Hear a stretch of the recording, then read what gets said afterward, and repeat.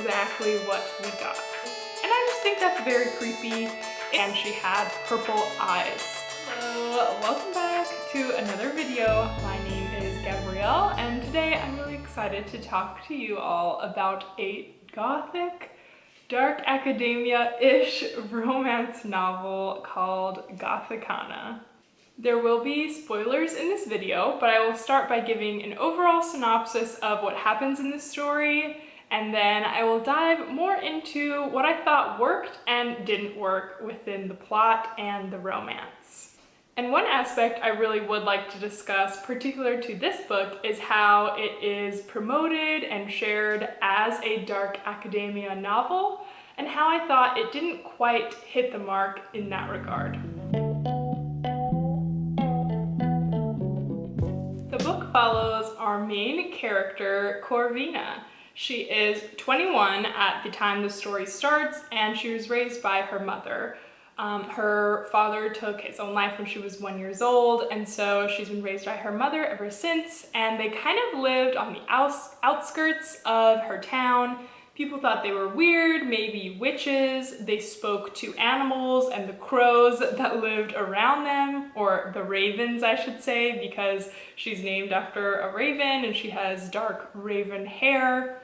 And her mother is in a mental hospital. And so Corvina is living alone at the time we get to meet her. Now, out of the blue, she receives an acceptance letter to attend this mysterious university, Varenmore.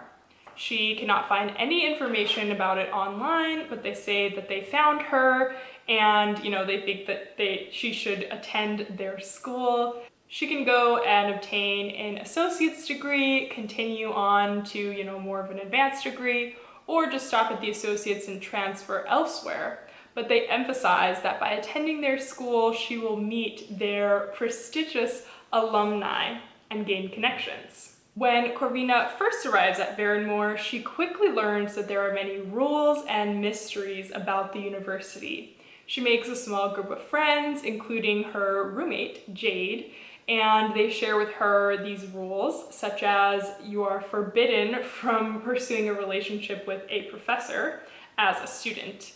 But the mystery comes in where over the past 100 years, every 5 years, a student at Varenmore has gone missing. And over the course of the story, Corvina uncovers these clues. She has some people that help her, but she, goes on this search to find the answers to why these disappearances are happening. There is a love story component that is very prominent, and this is a very, I'll say, spicy novel, as people like to call it online. So if that is something that is not of your interest, I would definitely steer clear, because it is a major point in this story.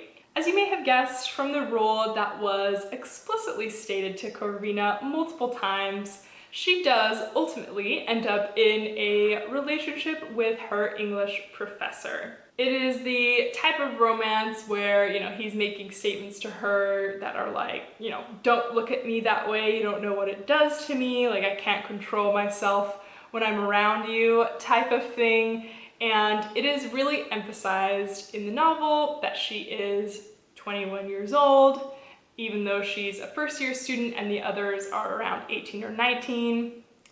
Runyx would really like us to know that she is indeed 21, and the professor is young. He's about 27, but he is early onset with graying in his hair. So I guess to give him that older man salt and pepper look, but without the actual age. And so these two go on to find more clues and uncover what's been happening to the students over the past many years. As you'll see on the screen, this book was really touted as a dark academia novel, and I haven't read much dark academia in my time, and so I was intrigued. The cover of the book is really interesting. I've never read anything by Runyx before, but I know they have some books that people really like, so I thought I would give it a go. Now, I know Wikipedia isn't the most reliable source, but they do define dark academia as a literary and social media aesthetic and subculture concerned with higher education, writing, poetry, the arts, and classic Greek and Gothic architecture. The subculture is associated with ancient art and classic literature. And I will say, regarding the subculture in books, it's often tied to critiques on finances and, the financial components that goes into elite society in universities and academics, and just overall a critique of our, academic society as a whole. So I thought, oh, this will be really good and involve some of the, critique on society with some romance in there. Unfortunately, that isn't exactly what we got. I will say I did not hate this book. In fact, I enjoyed a lot of components about it, and I would be open to reading another book by Runyx in the future because I don't think they had bad writing. What I think they didn't do the best is, of course, the dark academia and all that comes with it, because there was actually little academics other than the fact that the setting was supposed to be in university. There wasn't anything really that happened much that related it to university. Like, they would be in class sometimes, but in terms of what they were learning and the actual lessons, that was irrelevant to the story. And I also think as a romance novel, that part of the story just advanced a little too quickly for my liking. Some of the academia that the book did tie in was that certain scenes took place in the school's library. Corvina was supposed to have made friends with the librarian, it's mentioned, and her and the primary love interest, Vad, have physical relations in the library on many occasions. But here is a blurb from the text. The psychology section was right at the back of what had once been a ginormous dungeon of the castle. The university had completely redone the space, making it more luxurious than any dungeon had the right to be. I just thought that was funny because I think it shows how Runyx writing is a little bit playful. It's not, terrible by any means. But in terms of what ultimately happens in the library, I wish there had been more of a tie into what Corvina is actually learning. Throughout the book, there is an attempt to input many memorable lines and quotes, and I think that's kind of where the academia came in. At a certain point into the text, all of a sudden Vad, Corvina's English professor, says to the class that, I think it's that they're going to write a paper, and they have to choose one of two books, with Dracula being one of them. And so I think the majority of the students chose Dracula. This wasn't at the beginning of the book, this was a bit into it, but for some reason Dracula then became an unofficial theme where at random points throughout the novel they would mention various quotes from Dracula or behave as if Dracula was meaningful to Vad and Corvina's love story. Like how sometimes couples will bond over a certain song, or maybe they'll both have read a certain book at a time in their lives when it was so impactful to them. That I would definitely understand, but unfortunately that wasn't the case in this book. There wasn't ever any information on what Corvina wrote in her essay. I don't know, I think she actually wrote it, but I don't actually know what she enjoyed from the book, what she learned as it went, other than like one brief sentence in her class where she mentioned it was, like dark, and reading the book made her want Vad to drink her blood. So it wasn't actually in-depth or academic in any way that I would classify, but there would have been room for that, I think, if it was done properly. I mentioned how there was an attempt at creating very memorable lines throughout the book, and I think this was particular to the romance, the conversation between Corvina and Vad, her English professor. He's supposed to be this really tall, more, thin and lithe man with early onset grays in his hair that was really emphasized. And she called him the devil of Varenmore, and he called her a witch, because it was very emphasized that she, had black hair, she dressed boho, and she had purple eyes. I'm gonna read a few of the lines that Runyx writes into their romance at various points in the novel. It's repeated many, many times throughout, where Vad says to Corvina, "I am your madness." She also, at one point, Corvina says, "You're the mountain I build my castle on, brick by brick," she whispered to him, her eyes stinging. "You stand, I soar, you crack, I crumble." And I think this blog post by Ivy Whitaker says it best. She says, "Where it fell flat for me was our main characters. I didn't feel like there was much chemistry between them as I was reading. It felt more like, these are the two main characters, so obviously they're going to get together. My heart didn't ache or break for them. In fact, most of the time, I remained largely indifferent." I think this is in part because of the many sex scenes in the book. It felt more like they had a physical attraction or relationship, which would have been fine, were it not for how it was presented as love. And I thought that that was a very profound way to describe how the book really accelerated the love story a little too much. It was very early on that Vad, as a professor, spoke to Corvina without having her express any interest in him, saying, "Don't look at me that way, you don't know what it'll do to me." And I just think that's very creepy. It is emphasized that, you know, she's 21, and even though she's starting out as a freshman and the other students are 18 and 19, she's 21. And I'm just not really into it. I don't really appreciate a teacher-student romance. I thought that Pretty Little Liars would have taught us our lesson that it's just not cute. Even though she isn't a minor, she's still very young, she's still very inexperienced in life, and it's explicitly stated that this is not allowed between students and professors. So I just don't know why he needed to take this stance as a teacher to sort of prey on her. It just wasn't necessary. And then the lust that they felt for each other was really emphasized throughout the whole book.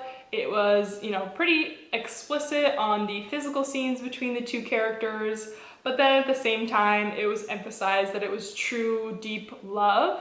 Like that quote I had mentioned from Corvina, there was a lot of imagery around a mountain and him being the mountain that she built her life upon.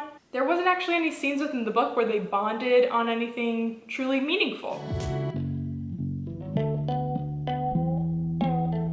As the book wrapped up, I found myself a bit disappointed with the ending. I was disappointed with the romance and how quickly that set into place, but in terms of the ending and solving the mystery itself, it was a little bit confusing and a little bit of a letdown. In NJ Kinney's blog post, they share a sentence that I think really encompasses how I felt about the end. And they state, "Moreover, the century-old mystery is not solved, and the readers are diverted to the recent mystery with the villain behind it caught. I also wanted to know what happened to the villain. And most of all, what is the mystery behind the disappearances that have continued till now?" And this really emphasizes it. There is, you know, more mysteries with students eliminate themselves by walking off of the, you know, towers of the school. And so that mystery is solved, but it's not clear if that's the same villain as the, you know, students who have been disappearing 5 years or what. It's all just very unclear. And then in terms of them solving the mystery, they discover it is Vad, his biological cousin, who he never knew, who believes that she belongs with him and that they're meant to rule the school together because he technically owns the school as his long-lost grandfather owned it.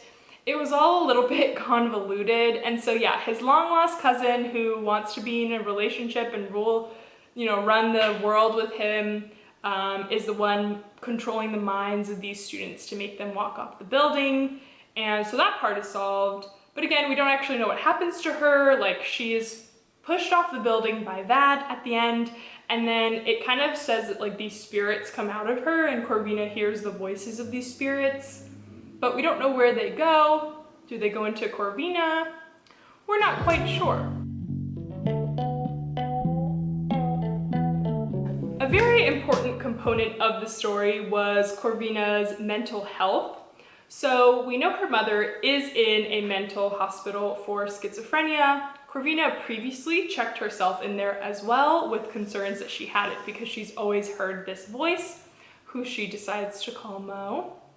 And so throughout the book, the voices in her head kind of help her in solving these clues, and it prevents her from ultimately capturing the villain in the end. She needs Bad's help because she's kind of having an episode where she doesn't know which voices are real, she's confused, and then, of course, like I said, he pushes the villain off of the building. I was a bit confused with how the book handled this, because when I first started reading it, I thought it was going to be more of a fantasy type of voice in her head in terms of like an intuition or like a superpower, but ultimately it was more implied that it was also sort of schizophrenia.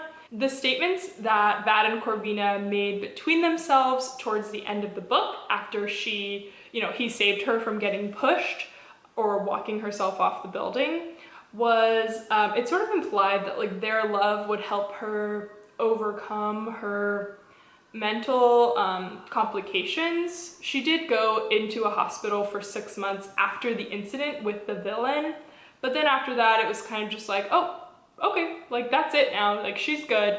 And I just felt like that was handled a bit poorly. Overall, I would have loved if all the characters in the book were a little bit more developed, but especially, of course, the romance between Vad and Corvina. It felt a little bit weird, and of course, I didn't like, the student-teacher aspect. Despite them being both adults, it was just not my thing. That concludes my brief thoughts on the book. Let me know if you have read it, or if you've read other dark academia books that you recommend. Give me those below. But yeah, I hope you enjoyed, and we'll see you in another video sometime very soon.